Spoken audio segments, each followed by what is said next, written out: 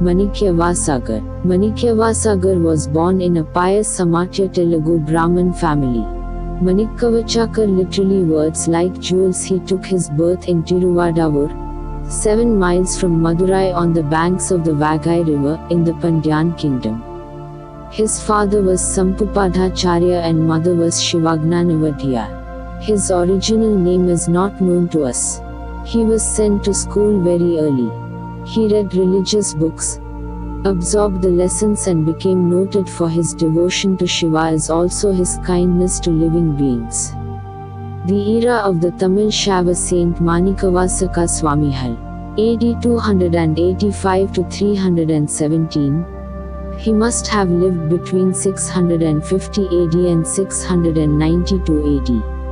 Some say that he flourished in the 10th or the 11th century.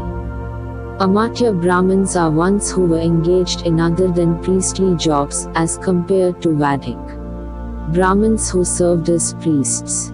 Vadavarar was pious and brilliant as a student, and he was also interested in the study of scriptures.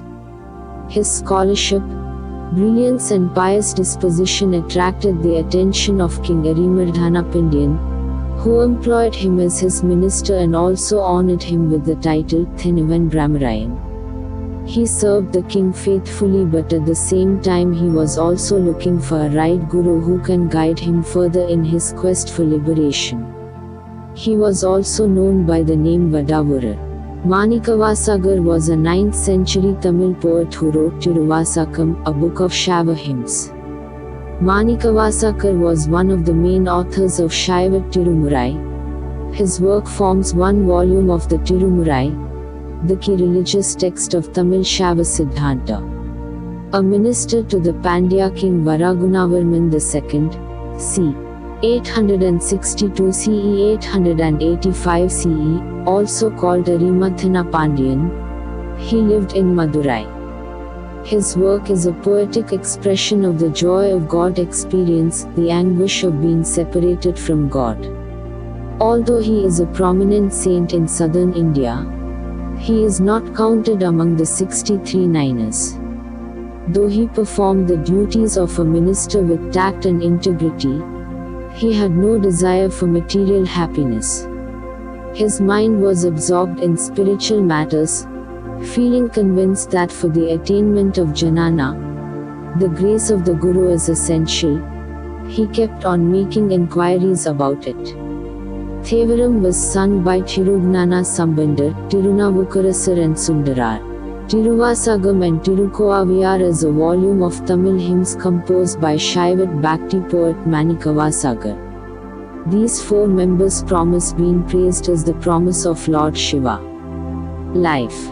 Manikkavasakar is said to have born in Vadhavur, Tiruvadhavur, nearby Melur in Madurai district, 7 miles from Madurai on the banks of river Vagai. He belonged to Shaivat temple priest guild. His father was a temple priest. The group wore a toque tilted not to denote servitorship to Lord Shiva like Sambandar, etc.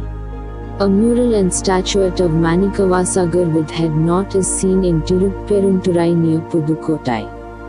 A poetic and elaborate hagiography of Manikavasagar and his works was written in the 16th century and is called Tiruvilayadal Puranam, meaning an account of divine deeds. The same is not available now in its original form.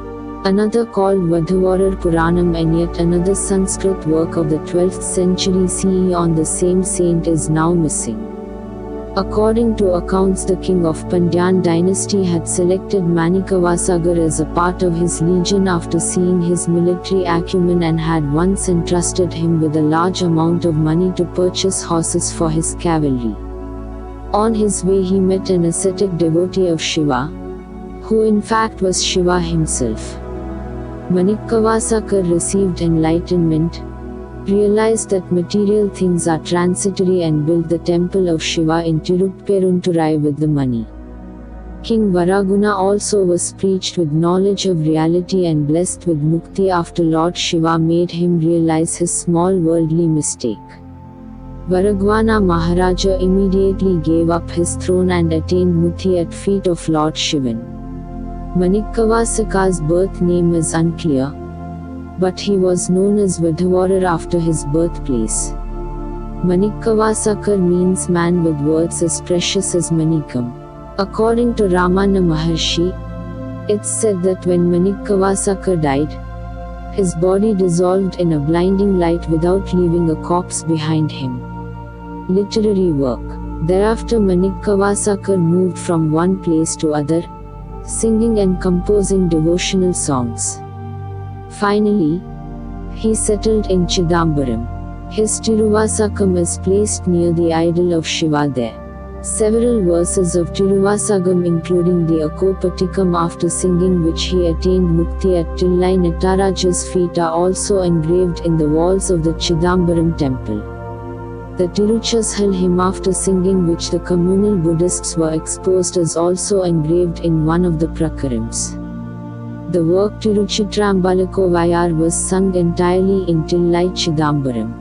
Throughout his work Manikkavasagar discusses how important it is to forego attachments and cultivate dispassionate, devoted, sincere and simple-hearted love to Lord Shiva in order to attain his beatitude, and also that the 5 letters of Namah Shivaya alone give one mukti. Manikkavasaka's work has several parts. The Tiruvembavai, a collection of 20 hymns in which he has imagined himself as a woman following the Pavai Nondu and praising Shiva. The 20 songs of Tiruvembavai and 10 songs of Tiruppalliyezuchi on the Tirupperunturai Lord are sung all over Tamil Nadu in the holy month of Margashi. The 9th month of the Tamil calendar, December and January. Manikkavasagar is believed to have won intellectual arguments with Buddhists of Ceylon at Chidambaram. His festival is celebrated in the Tamil month of Ani, June, July. Manikkavasagar is one of the 4 great Tamil Shaivat saints. Appar, Sundarar, Sambandar and Manikkavasagar are known as the 4 saints in Tamil. All the 4 revived Shaivism in Tamil Nadu after it was under the spell of Jainism and Buddhism for a few centuries. We know the times of the 3 saints Appar alias Tirunavukkarasar, Sambandar, the Boy Wonder and Sundarar. But the age of Manikkavasagar remained a mystery. Their works constitute the first 8 volumes of Paniruttirumurai. But the songs of Appar, Sambandar and Sundarar together are called Thevaram, and their life history also figures in secular's Periya Puranam. While Manikkavasagar's life story is gleaned from Tiruvaladal, Puranam and Vadavarar, Puranam, Appar lived from later part of 6th century to the middle of 7th century. Sambandar, who was a contemporary of Appar, lived in early part of 7th century. Sundarar's time is much later than these two but much earlier to Manikkavasagar's time. So Sundarar did not refer to him in his work Tirutondatogai, and Periya Puranam, which is based on Sundarar's work, also did not contain Manikkavasagar's life story, runs one school of thought. Manikkavasagar's path of bhakti is said to be Sanmarga, i.e. of a bhakta to God. While serving as minister he was a Jijnasu Bhakta seeking a guru for guidance to get Jananam for liberation, and so he is called Jijnasu, Ananya Bhakta. After he was blessed with Jananam by Lord himself through Diksha in Tirupperundurai, Manikkavasagar's attitude changed to one of total surrender, with no mind feeling and with no feeling of himself as doer or enjoyer. This can be seen from his following simple song which needs no explanation.